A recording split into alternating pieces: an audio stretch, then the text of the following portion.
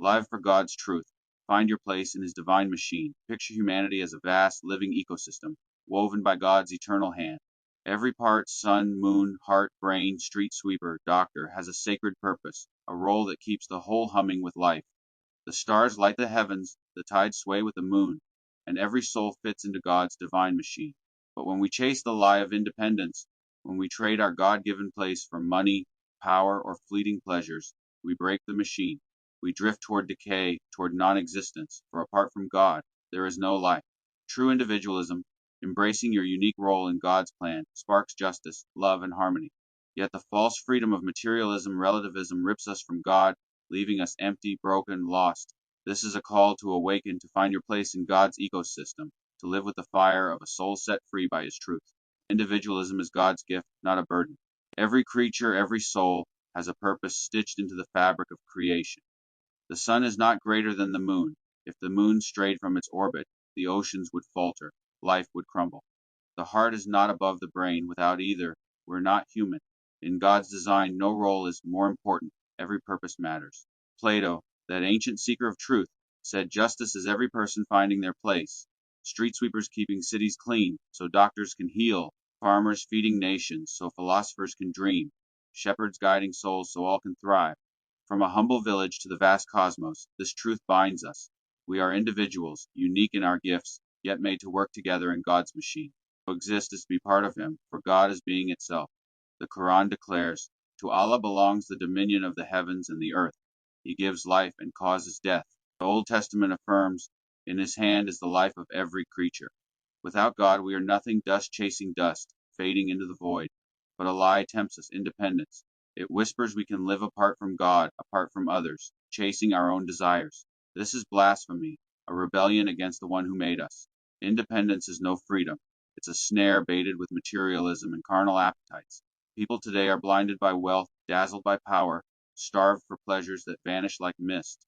They'll sell out their neighbor, their family, their soul for a fleeting taste of success. This isn't life, it's non existence, a turning away from God's goodness and virtue.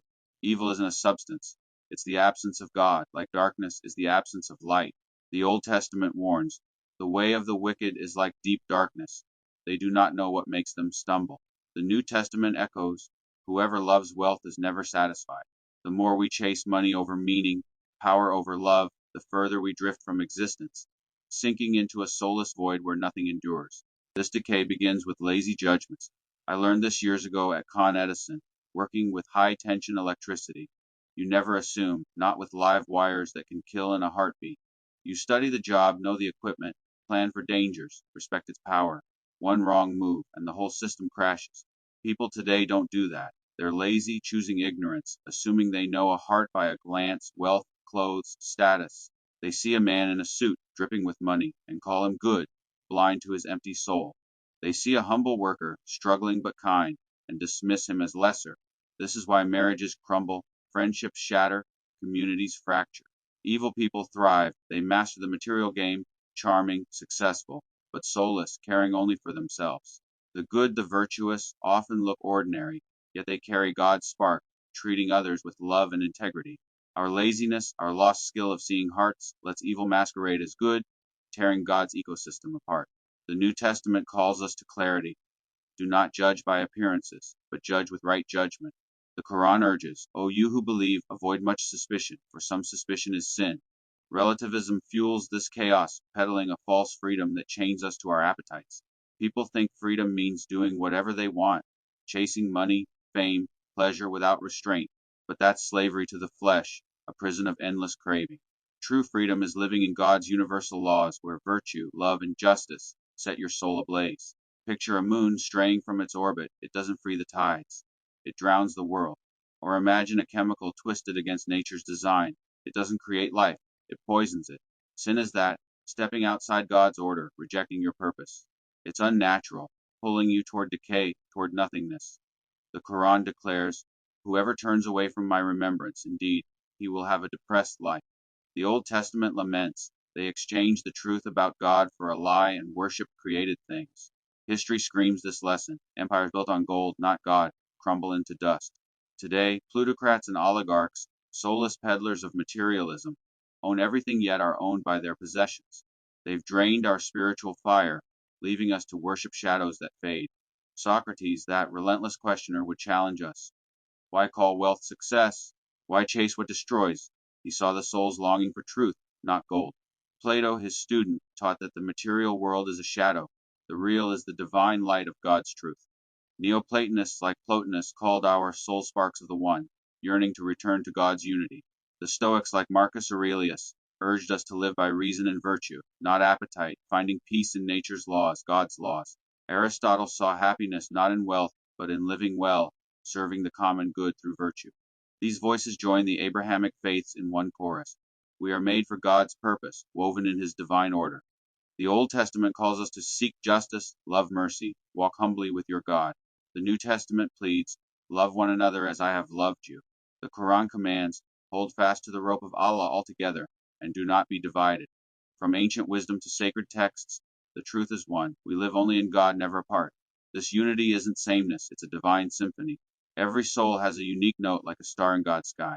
The shepherd guides, the farmer feeds, the thinker dreams, the cleaner restores. When each plays their part, the whole sings. But independence is a note out of tune, a heart refusing to beat, a star refusing to shine. The Old Testament tells of Israel in the desert, given laws to bind them to God, yet they strayed chasing idols of gold. The New Testament shows Jesus rewriting those laws on our hearts, calling us to love and sacrifice. The Quran reminds us mankind was created anxious, when evil touches him, impatient, and when good touches him, grudging. We're prone to selfishness, yet God's mercy pulls us back to purpose, to a life of virtue that transcends the material. Plato's cave taught us to seek the light beyond shadows. The Stoics urged us to master desires, not serve them. Across faiths and wisdom, we're called to find our role, to live for God's greater good.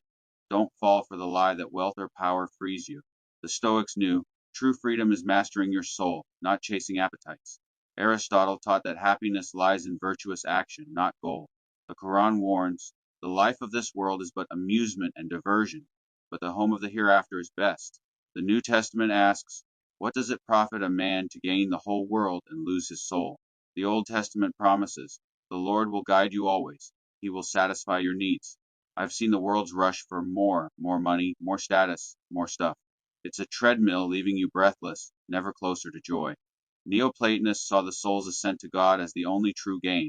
Material things are chains. Across time, the wise and faithful agree. The soul is eternal, the body dust. Choose what lasts, you are not lost. You were born with a purpose, a place in God's machine, etched in your soul before time began. Find it, live it. Reject the lie that money or power defines you. Build your soul, not your bank account, for the soul is eternal, and the body fades. Stop assuming you know people. See their hearts, learn their role in God's ecosystem. At Con Edison, we planned every job, knowing one mistake could spark disaster. Plan your life with that care. Question appearances, seek truth, act with love. Virtue isn't loud, it's steady, the only path to true joy. From your home to the world, live for the greater good. That's freedom, knowing you're part of God, part of life itself. Some say materialism brings happiness, independence lets you soar. They're wrong. Wealth leaves you empty, craving more, a treadmill with no end. Independence isolates, cutting you from the connections that make life real. True individualism, rooted in God's purpose, gives wings that lift others too. It's not about sameness. It's about being different in the right way, fitting into God's plan like stars in the sky. Every choice to love, to serve, to do right builds his kingdom, from your heart to the heavens. The Old Testament assures, those who hope in the Lord will renew their strength.